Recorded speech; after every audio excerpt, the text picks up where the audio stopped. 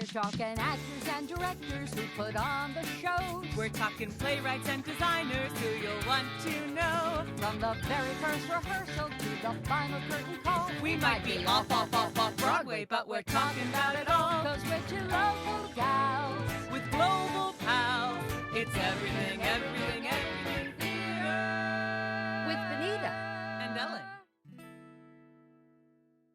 Hello, everyone, and welcome to the Everything Theater Podcast, the podcast where we talk about everything theater, the front, the back, the sides, everything theater. Hi, everybody. I'm Benita Zahn. and I'm Ellen Cribbs. And it's great to be back with everybody. I'm just loving this. You know, I was going through some of my Facebook pictures, Ellen, were popping up, and I saw some from when the world was different. Yeah. And we were sitting side by side. Mm-hmm. So we may think about that, although this has opened the world to us so that we can have guests like the one we have tonight. Absolutely. That is one beautiful thing about Zoom. And with us is Jarel Davidow. He is with the Lake George Dinner Theater. Good to have the artistic director. Good to have you with us, Jarel. Good to be here. Thanks so much for having me. I appreciate it. So, the Lake George Dinner Theater has been around since 1968. That was the inception of it. It's changed name a little, full name. But one thing is, I think, somewhat unique is in 2020 you had to cancel your season. Correct. And in Like everybody. 2021, in some ways you got back to the roots. You did dinner and theater.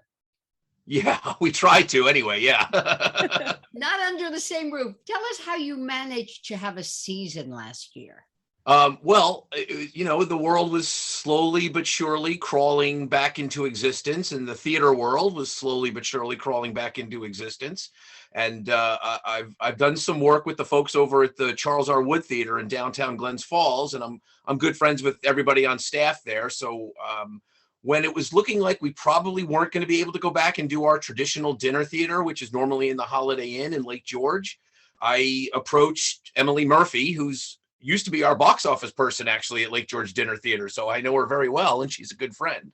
And I asked if she'd be interested in a co-pro essentially. And if the Wood Theater would be interested in hosting us there and figuring out a way that we could do a season together. And then we all brainstormed ideas that maybe we could partner with local restaurants in the downtown Glens Falls area. And we could do a sort of, as you say, dinner and a show. And we went through a couple of different ideas, a couple of different iterations. At one point, one of the restaurants was going to actually host like a buffet in their cabaret space. And we were going to have dinner in the cabaret space and move the audience over. But for various reasons, that fell through. So we just ended up partnering with 4 different restaurants. I think it was Morgan & Company and Pharmacy and Downtown Social. And there was one more. Forgive me, I'm forgetting the last one. But anyway, yeah, so we partnered with them, and people could go to downtown Glens Falls and have a nice dinner and then come over and see our show. And we did a production of a wonderful play called Buyer and Seller. And this season you're back to We are back at the Holiday Inn after 2-year absence. I'm very, very proud to say and very happy to say we're going to be back at the Holiday Inn. You're doing a rom-com. Yes, back to our roots. We're doing a 2-hander, a wonderful play called First Night. Written by a great Boston playwright named Jack Neary. We did one of his plays 3 years ago. We did a play of his called Jerry Finnegan's Sister, which was a really big hit for us. Actually, it was 4 years ago now. I think 2018 we did it. And so we went back to that well again. He's a good collaborator. He's still around and he's very willing to answer questions and even tweak the script here and there. So we're looking forward to getting started on that. Excuse me. A little tongue-tied there. Good day, but you right now you don't have to be on stage, which is where your roots are. Yes, I definitely started out as an actor. Oh yeah. And that's how I came to the dinner theater in 2012. I did Terry Rabine hired me to be in a production of a play called The Love List, and went really, really well. And he hired me the next year for Moonlight and Magnolias, and the next year there was nothing for me, but the year after that we did complete works of Shakespeare, and then he asked me if I was interested in directing at all. So I said, yes, I definitely am. And then I directed Almost Maine for them. And then yada, yada, yada. Here I am, artistic director. Almost Maine was beautifully directed. Oh, thank you very much. I was very proud of that show. I had a great cast and a lovely crew. And our lighting designer, Rachel Budin, did some really creative things with lights in a very tight and small space. As you know, we're in the Holiday Inn, so our theater is actually a converted conference room in the Holiday Inn. So to do something creatively with lights and sound can be a real challenge, but I was very proud of that show. Ellen, have you been up yet? Have you ever had the pleasure of seeing a show there? I know I have not. I got married in Lake George, but I have not had the privilege. So I'm gonna have to get the hubs and say, let's go. Let's do dinner. Come on up this summer. Yeah, we open July 21st and we're running all the way to October 8th. So a lot of opportunities for you to come see us. And that's its own challenge, isn't it, Jarel, running that long with a show and pulling in audiences and keep, it. Share with us how you manage to keep that, fresh all the time.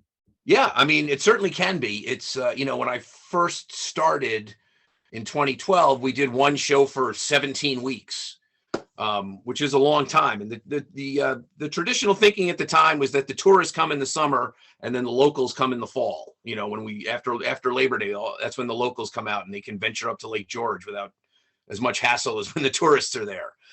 So that's generally been the way it's run for as long as I've been here. So, it's nice that the tourists can come and see us, and there's a constant rollover of tourists, as you know, in Lake George week to week. So that keeps the audience fresh and keeps it fresh for the actors and keeps the show going. Why leave on the stage to now transition into the chief cook and bottle washer? It's a good question. I had directed a little bit. I lived in New York City for 20 years and, I had a good career as an actor there. I did a lot of regional theater and I did a lot of voiceover work and stuff like that. And when I came up here, my first show up here in 2012, I fell in love with the area. I actually had been here before. When I was a kid, I went to camp up here in Brant Lake from like age 11 to 16. So when I came up here, I kind of knew the area already a little bit from being up here as a kid. And so I sort of fell in love with the area, I would say. And then when Terry just kept on casting me and asked me if I wanted to direct, and I was getting tired of the rat race in New York City and fell in love with directing sort of all over again. And so when the opportunity presented itself, Terry had enough and he wanted to take a step back and asked me if I'd be interested in taking over. And it was just like a hand in a glove. I mean, it was just such a natural fit. And I've lived up here since I moved up here in December of 2017 and took over the theater, became officially artistic director in 2018. And it's just been great. I mean, I've absolutely COVID aside, I've loved every minute of it. And you do. I mean, those who know on IMDb, your site can choke a horse. It's if I started enumerating, we'd be here for a while. But just suffice it to say, you've really covered the territory and done it so very well. And now bringing your talents here, Lake George Dinner Theater is the smallest equity dinner theater company in the country. Yes. I mean, when the dinner theater started off, there were dozens of dinner theaters. I think if the last stat that I heard was there is only 9 left. There are only 9. Numbers. In the 70s, there were 147, and the last figure was 99. 1999, right. There were 9. Right. 9 professional dinner theaters. There's lots of non-equity dinner theaters in the country, but there's 9 equity dinner theaters left, and we are we are the most intimate, we like to say. Right. Petite, intimate, right? Intimate. Yes. Yeah. Well, it's go ahead. Sorry. No, why? Why has dinner theater not survived? I think when it started, it was sort of maybe you could call it a fad. In the 60s and 70s, it was a perfect date night because it was an all-in-one kind of night, right? You went out, you had dinner, and you got yourself a great show. And I think now there's just so many more options are out there. I think it might be just as simple as that. It's a bigger world, and there's just more to do. There's more options out there for families, for couples, for date nights. So I think that might be the simplest answer to the question. I mean, every theater company has its challenges, but what are the specific challenges to you can speak to performing and running a dinner theater? I mean, as far as performing goes, it's funny because I just got finished casting my play. I just cast 2 actors out of New York City, and both of them asked, they'd never done dinner theater before, and both of them were a bit leery about it. We're like, so are they eating while we're performing? Do I have to be a waiter? Well, I mean, how does this work? And I was just like, no. You know, set your anxiety aside. The audience is there an hour and a half before the show starts, and they get a full 3-course meal, and they eat, and everything is cleared, so that when the actors come on, it just becomes a theater. What is really interesting about it, and I learned this quite early on, about our particular dinner theater, is that, you know, normally the actors get there at half hour, and the house opens at 20 minutes before curtain. And, you know, the actors are in the space and they warm up, and then they go backstage, and then the audience comes in. And they're entering our, you know, the audience is entering our space. What's really interesting about the dinner theater is they've been there for an hour and a half, eating and drinking and yucking it up and having a good time and reconnecting with old friends and meeting new friends. And then the actors come in, and in an interesting way, that's sort of flipped, in that we are entering their space. The actors are entering their space because they've been there for a long time, and they feel very comfortable by the time the show starts. So there's a real sort of ease and relaxation among the audience already before, you know, and, you know, a few of them had knocked back a few. And so there's that element of it as well. And it kind of flips everything around, which I, as a performer, when I first started, was just fascinating to me. And it's also a non-traditional theater space. It's not just rows and rows of seats, right? Audiences are sitting at tables, and it's a communal feeling because strangers are sitting with each other in large tables, and so it's a completely different kind of feel as an actor and as a theater person. And also because we perform, as I said, in a conference room, the space is quite wide. It's almost like it's not quite doing it in the round, but it's doing it in a 3/4 space. So as a director, working in that space is fascinating because it's not a proscenium where you're just where your sight lines are much more controlled. You know, it's really important to me that everybody gets a good show, and somebody sitting all the way, you know, house left versus all the way house right, they're basically seeing 2 very different shows from the same show, but from a very different angle. And as a director, trying to create sight lines that work for everybody is a really fun challenge, and also keeps that show alive. Is this not the typical experience that I always think of the movie Soap Dish? I don't know if you guys are familiar, of Kevin Kline trying to perform at a dinner theater and having to serve water and shouting his lines from Death of a Salesman. To a Death of a Salesman, exactly. You know, and I mean, it's funny because Terry always liked to say that movie had a lot to do with killing dinner theater. I don't think that's 100% true, but it definitely made fun of dinner theater quite a lot. It's a hilarious scene, and Kevin Kline's brilliant in it when he's, you know, has to pour coffee for somebody who can't hear him because he's 90 years old. It's hysterical, but that's not quite us, but it is a great scene. I just did a dinner theater production. I stepped into a show. We just finished Steel Magnolias up at Fort Salem. And then Upstage Productions had lost their Malin, the character I played.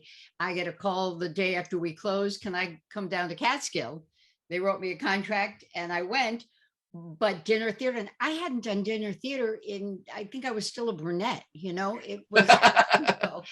And there is that moment, you know, where you think, oh, I'm going to be listening to it's like getting up and emceeing, you know, which I've done so much. You hear the clattering and all.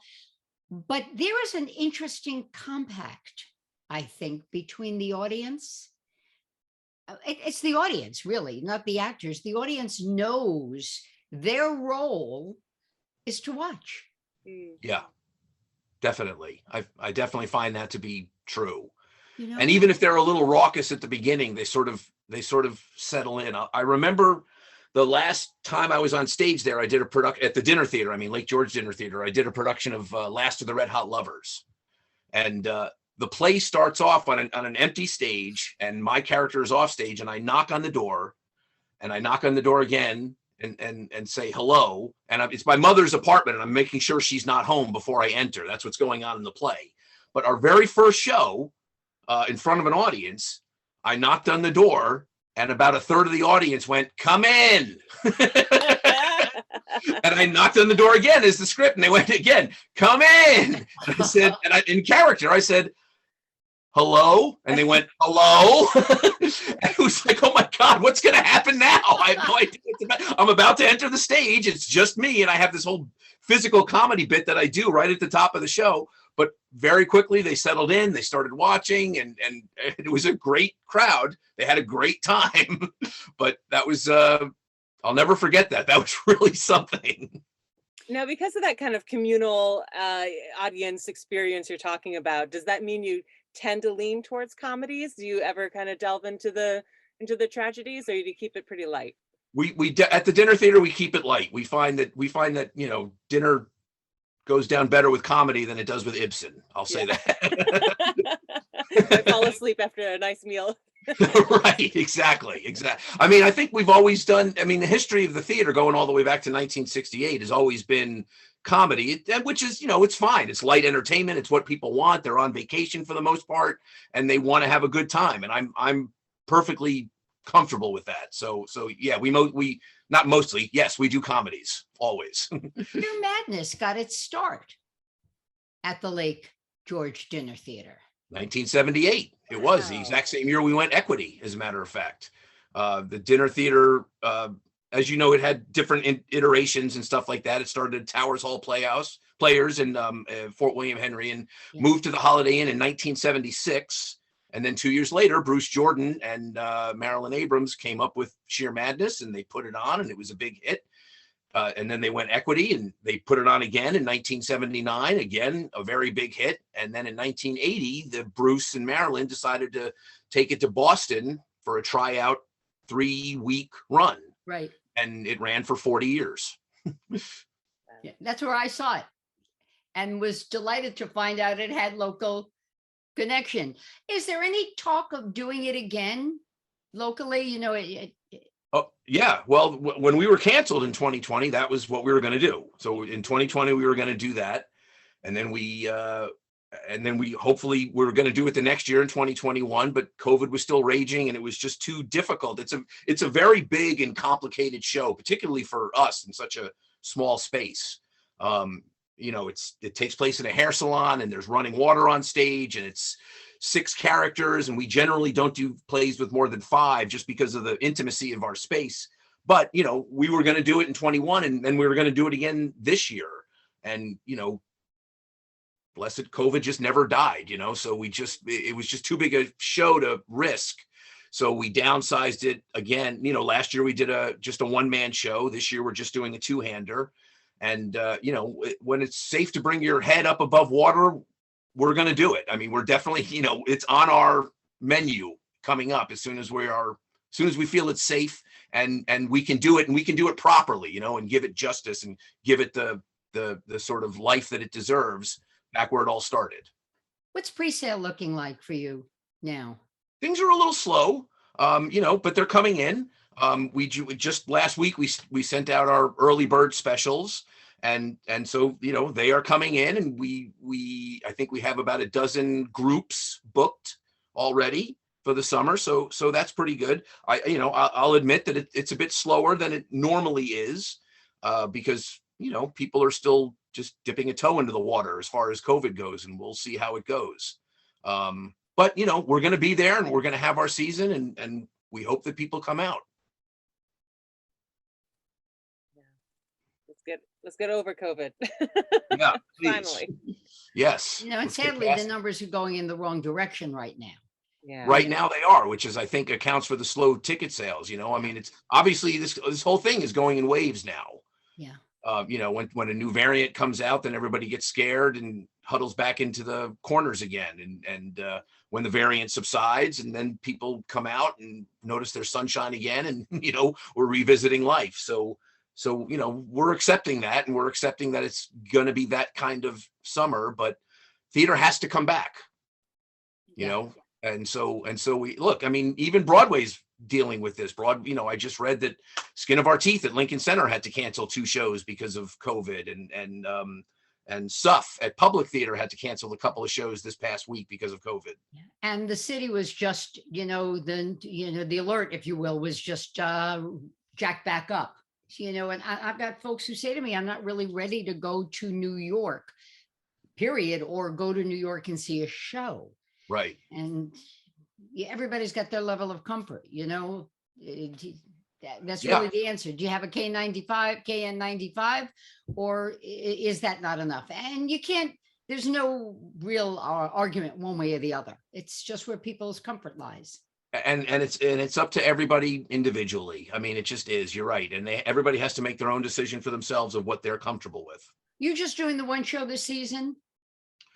Yes, we do. I was going to say we normally do 2, but that's not even fully correct because when I first did the dinner theater, Love List and Moonlight, Magnolias, and Shakespeare, there was just 1 show, and then we switched to doing 2 shows and doing the changeover during Labor Day weekend and car show weekend up in Lake George, and then we would run a second show for the fall. But this year, again, because of COVID and the complications, we're just going to stick with the 1 show and run for the 11 and a half weeks that the show is going to run for, and keep our fingers crossed and keep ourselves as safe as possible, and hope that we have a good season.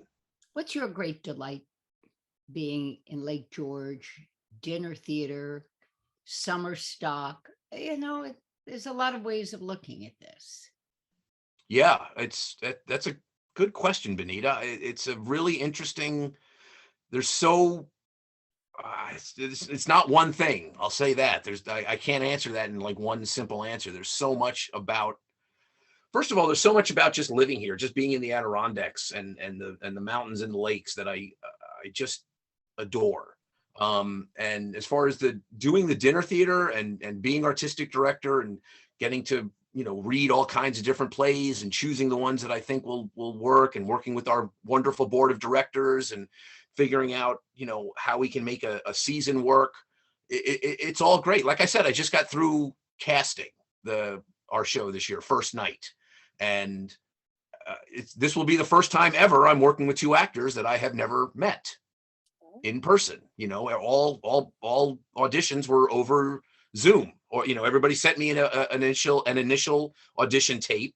I picked monologues from the show and I sent them out and said, pick a monologue, pick one of these 2 monologues, 2 for each character, pick one and send it in. And from that, I chose 8 different actors for each role and set up, just like we're doing, I set up a Google Meet meeting. Everybody got 45 minutes. And I spent one whole day auditioning Danny's and another whole day auditioning Meredith's. And I chose my actors from that. And that was a really interesting process. I will say before that, going down to New York City and running auditions and having local auditions up here and getting to meet actors in person and running an audition room, that really is one of my favorite parts of directing. I love auditioning actors and seeing what they can do and working with them in the room. And then once we get into the rehearsal room, working with them in the room and seeing what they bring and seeing what wonderful ideas they bring.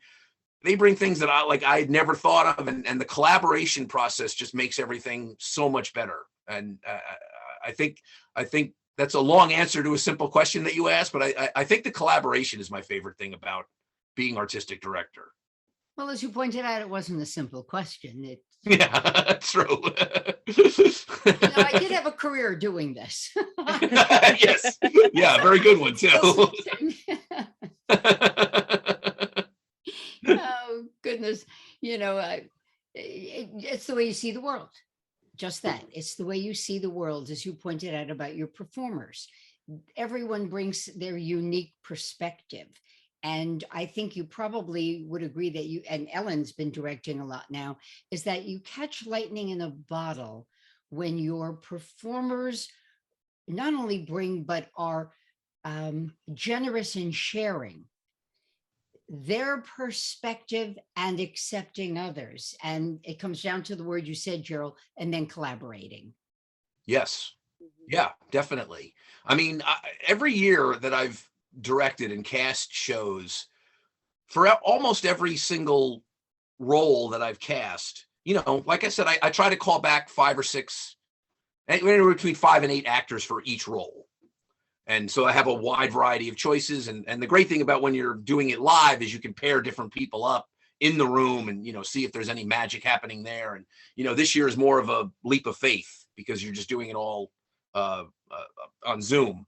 But when you get 2 really talented actors in a room and they're listening to each other and they're reacting off of each other and something happens and they just come up with some moment, it's just magic. It's just so wonderful to witness that in the room. And also because we have the luxury of a long run, and we always, even when we do 2 shows, it's still an 8-week run for each show, roughly. That's a luxury that a lot of actors and productions don't get to. So to see a show grow over that 8 weeks, or in this year will be 11 and a half weeks, and how the performances become richer and they get more comfortable in front of an audience and they find different moments that weren't there. Week 8 is a different show than week 2, and that's a real treat as well. And I'm working with a lot of actors that have never had a run this long is really, really, it's a lot of fun also to see them settle in and find new things. And it's a real treat. It's a real pleasure. And also as a director, finding new things as well and noticing things and maybe slipping them a note, 6 weeks into the run saying, you tried something new here and it really worked. And I think if you tweak this, it might work even better. And still keeping that creative process going throughout a long run is endlessly rewarding. Kind of going back to the concept of what you had to do this year, auditioning people via Zoom and, online, there was kind of a starting trend of the self-tape, and then COVID happened and everything is self-tape. What do you personally think industry-wise? Do you think this is going to become the new standard, that we're going to see more and more self-tape, or do you think the world's going to go back so that they can experience the experience that you talked about of seeing that connection in the room with the people? Yeah, it's a great question, and I think it's going to end up being a hybrid of the two. I think that actors want to be in the room, and directors and casting directors want to be in the room. They want to. There's nothing can beat that intimacy and that physical connection of actually seeing what you're doing and giving you a direction on the fly, and also pairing you with another actor in the room and seeing. So it's not just you reading into a camera. When I did callbacks this year, I had a reader Zoom in with us so that I could see if they can do scenes with a reader, and it's on Zoom, so it's not quite the same thing, but at least it was better than just me working with an actor just one-on-one. So that nothing will beat that. But you're right, self-tapes are here and they're not going away, and I think that's a good thing because it affords me as a director to see actors that I never would have had a chance to see, and I think that can only be a good thing. I know when I did like Buyer and Seller last year, I think I got over 50 submissions for the one part.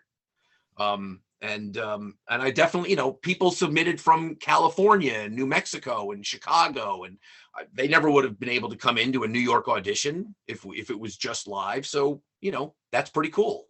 So I think it's going to end up being a hybrid. And if you want to get called back, and then, maybe you'll have to find a way to get to the city where they're casting if you want to give yourself a better chance, or we can do it online. It's a whole new world, and this is what it's going to be from now on, I think. Now, looking at the time, we have a little ending segment that we do before we run out of our. Well, this went fast. I know, it always does. When the guest is good. Yes, exactly. I'll take it. But this is our close-up segment, which is just all about you personally, Jarel. So it's just some rapid fire questions about your experience. Are you ready for your close-up? Yes, I am, Mr. DeMille. So what was the moment in your life when you just knew theater is it? That's what I'm going to do. So 2 moments flashed. The first one was I was in 2nd grade, and my older brother was in a high school production of Our Town. And he played Howie, the paper boy. and he was learning all of his lines, and I would read lines with him. And when it was time for the production and my parents took me to the play, I'm watching from the audience and I knew all of his lines and I was saying all of his lines kind of along with him. And I was just thinking, that's the coolest thing in the world. I'm doing this.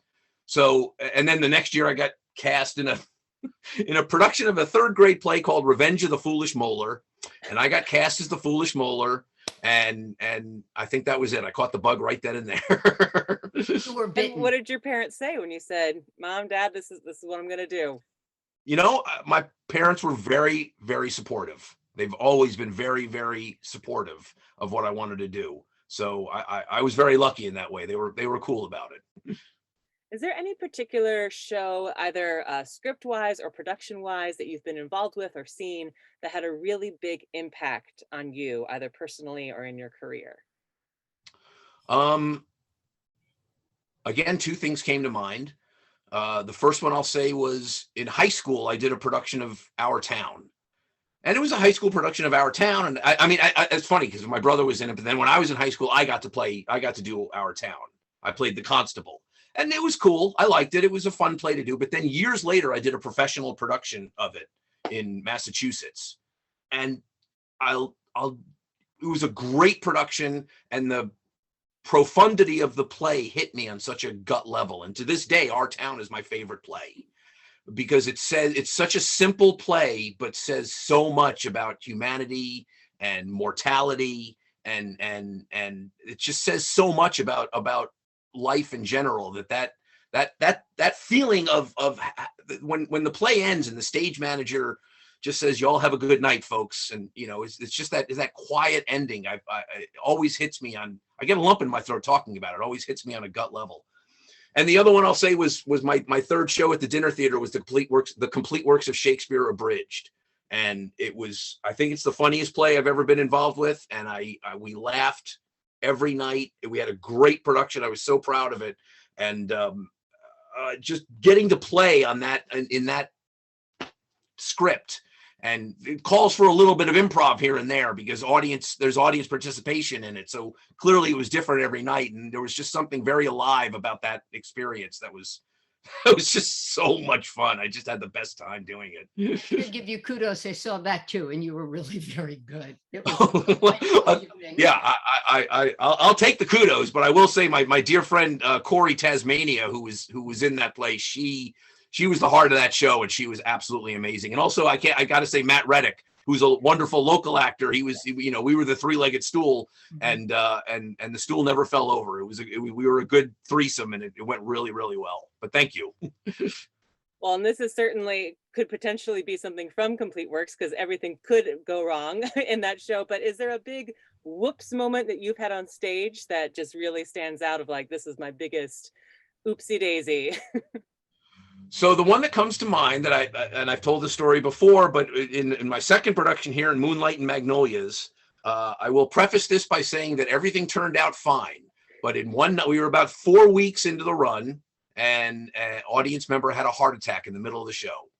Oh no. And we heard we didn't know what was going on. We were on stage and we were in the middle of Act 1 and we were doing it. And we heard a lot of rumbling in the crowd. And we had no idea what was going on. Frankly, as we just thought it was somebody being rude out there. And then Terry Rabine, who was artistic director at the time and was directing that show, stepped up on stage in the middle of the show and said, ladies and gentlemen, I'm sorry, but we have a medical emergency and we're going to have to stop the show. And we stopped the show for 20 minutes while EMTs were called, and they came in and they got him out. And like I said, he had a minor heart attack, but he was okay. And so we were backstage for 20 minutes trying to figure out what to do. And Terry came backstage and said, okay, we're going to, once everything calms down, and then we're buying the audience a drink, whoever wants one. And we picked a spot in the play to sort of back up to about a half a page to get us going again. And we went back out there. And as soon as my dear friend John, who played David Selznick, said the first line that we decided to start from, which was a line the audience had already heard before, he says that line and the audience just erupted in applause. Just like, then they were like, they had our backs. I mean, they were behind us all the way. And we went on, and, the rest of the show was incredible because of what happened was such a live theater moment. So, I mean, you both know, I mean, you're in the theater. There's tons of stories like that, but that's certainly always one that pops up. Certainly.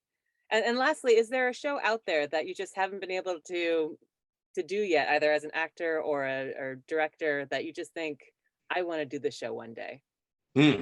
I always wanted to play Iago. And I think I'm a little long in the tooth for it now, so I think I missed my chance, and that was a bummer. As a director, I'm a big fan of. There's a Steve Martin one act called Picasso at the La Panagile, and I'd love to have a shot at directing that one day. I in a weird way, like our town, not like our town, but it's because it's got a depth to it that I think is fascinating, while also being very silly. I mean, it's a Steve Martin play, so it just combines all of his great facets into one play, and so that's the one that jumped into my head when you asked. Jarel Davidow, thank you so much. Artistic director at the Lake George Dinner Theater. You open June 21st, July 21st. Yeah, let me say the schedule real quick. So we do a Tuesday matinee, 2 shows on Wednesday, 2 shows on Thursday, Friday night and Saturday night, 7 shows a week for 11 and a half weeks. Lots of opportunities to come out and see us. We're going to be running till October 8th. And Lake George is beautiful. So our listeners, if you haven't been, get up there and enjoy the beautiful weather and everything, and go see one of their shows. You can't come on a Thursday night and have to know there's fireworks over the lake. It's beautiful. And fireworks on stage with the great performances. Indeed, there will be. Nicely done. And on that note, Jarel Davidow, thanks so very much. Here's to break legs. Here's to a great season. Thank you so much. This was wonderful. I thoroughly enjoyed this. This was great. Thank you. Thank and you. Our listeners, thank you so much for listening. We'll catch you next time. I'm Ellen Cribbs. And I'm Benita Zahn. Enjoy.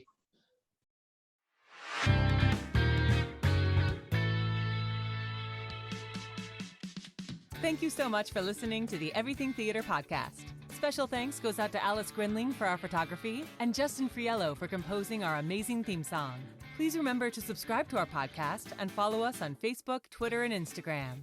If you want to share your thoughts or what's going on in your theater community, you can reach out to us on social media or through our email at everythingtheaterpodcast@gmail.com.